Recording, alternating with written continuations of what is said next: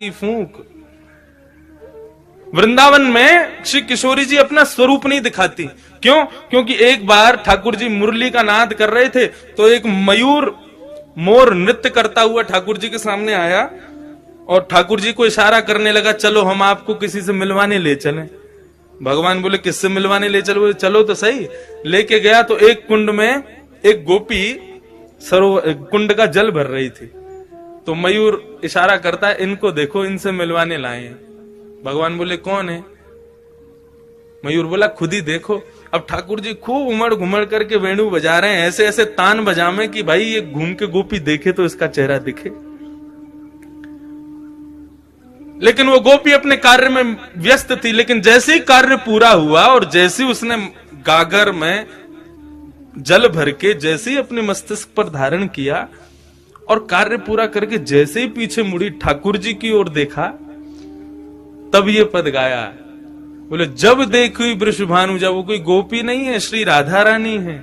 जैसे ही उनका दर्शन किया तो ठाकुर जी बंशी बजाना भूल गए।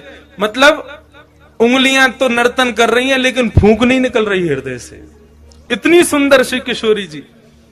तो जैसे ही देखा कि भैया ये वेणु, ये क्या वेणु पे केवल उंगलियां घुमा रहे हैं, बजा क्यों नहीं रहे?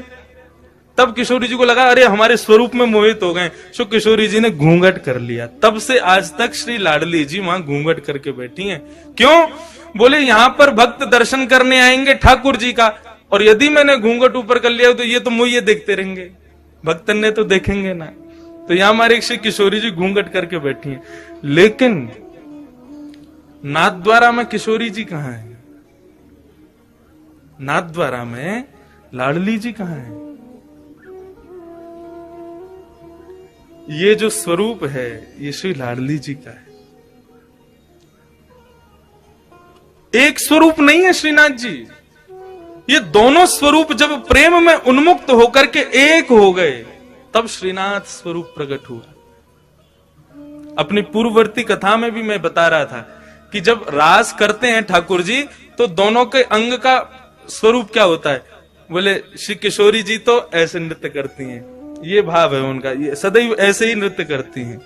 और श्री ठाकुर जी दोनों श्री विठलनाथ के रूप में जैसे दोनों कमर पर हाथ रख करके और इस प्रकार से ठाकुर जी नृत्य करते हैं। कभी आप रासलीला देखो तो काना मोर बन आया, कैसे आवे? यूं ही तो आवे, अपने कंधे पे हाथ रख, अपने कमर पर हाथ लगा के।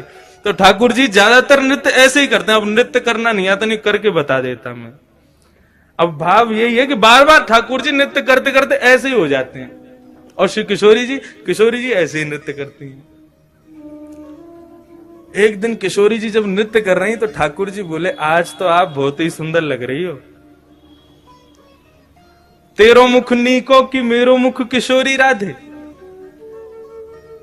ठाकुर जी दर्पण देखें, दर्पण में किशोरी जी, जब ठाकुर जी और किशोरी जी दोनों देखें तो ठाकुर जी कहें अच्छा लाडली जी यूं बताइयो तुम्हारो मुख सुंदर है कि मेरो मुख सुंदर है?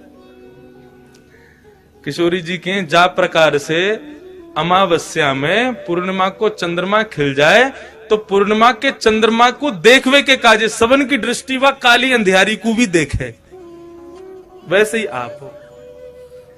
बोले आप तो ऐसे कार्य हो, आपको कोई देखो तो चाहे ना। लेकिन हम जब गौरांगी अपनो पूर्ण रूप लेकर के आपके बगल में विराज जाए ना, तब लोग आपको देख लें हमारे मारे।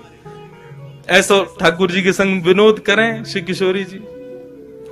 तो उस दिन ठाकुर जी बोले आज तो आप बहुत ही सुंदर लग रही हो। राधा रानी बोली हम तो सुंदर हैं ही हैं, बता का रहे। ठाकुर जी बोले लेकिन हमारी इच्छा है रे कि आप हमारे सन्निकट आ जाओ, आप हमारे नजदीक आ जाओ।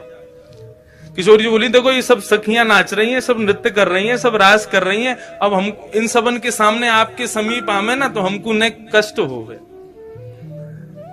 सो किशोरी जी तो आमे नहीं, ठाकुर जी बार बार ऐसे नाचते नाचते उनके बगल में पहुंच जाएं कि हमारे पास आमे। लेकिन ललिता, विशाखा और श्री यमुना, इन तीनों के हृदय में यह भाव आया कि ठाकुर जी की बड़ी इच्छा है रही है श्री किशोरी जी के आलिंगन की, हृदय से लगावे की। लेकिन हम लोग उनके संकोच के मारे कर नहीं रहे। सो तीनों नृत्य करते करते वहां से अंतर ध्यान हो गए ताकि हमारा संकोच दूर हो जाए, हमसे जो संकोच है वो दूर हो जाए। जैसे ही तीनों वहां से प्रस्थान किए, ठाकुर जी ने और श्री लाडली जी ने, देखिए अब कोई ना है, अब तो समीप आए जाओ हमारे, आपको स्वरूप इतना बढ़िया मनमोहक लग रहा है। सो किशोरी जी तो ऐसे नृत्य करते करते और ठाकुर जी ऐसे नृत्य करते करते जैसे ही आकर के आलिंगन कियो है, सो आधो स्वरूप तो श्री किशोरी जी को और आधो श्री ठाकुर जी को श्रीनाथ रूप में प्रकट हो गए। बोलो श्रीनाथ प्यारे की जय। आप कभी गर्मी में यहां आना, मैंने तो अनुभव किया है। ठाकुर जी की जो उठी हुई भुजा है वो श्री राधा रानी है, और उस भुजा को जब आप देखेंगे तो उस भुजा में आपको गौर वर्ण का दर्शन होगा।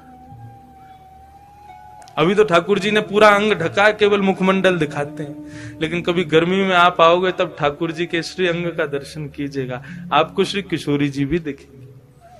तो आधा भाग श्री लाडली जी हैं और आधा भाग श्री ठाकुर जी हैं।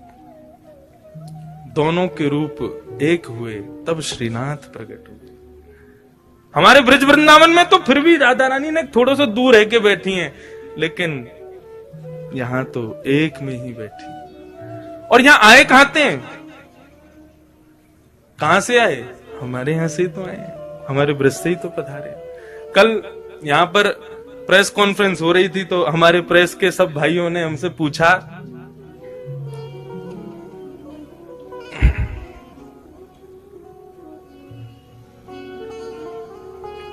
कि महाराज जी आप यहाँ कथा क्यों कर रहे हैं, तो उसके बहुत भाव बताए। एक भाव और आ गया मेरे मन में, अब नाथ द्वारा के जो लोग बैठे हैं वो इस भाव को सुन के कहीं हम पे गुस्सा मत करना, लेकिन हम ब्रजवासी हमारा भाव है, हमारे भाव आयो। मैंने कि हम तो देखो ये हमारे आए हैं कि ब्रजवासी हैं, और जब भी ठाकुर जी को देखें तो पता ना क्यों स्वतः ही मन में भाव आ जाए, ठाकुर जी 11 घंटा चल के आना पड़े आपके दर्शन के काजी, तब आकर के यहाँ पे गाड़ी पहुंचे आपके दर्शन हो। में फ्लाइट ते भी आओ तो 6-7 घंटा तो लगी जाए, ट्रेन ते तो पूरी रात लग जाए।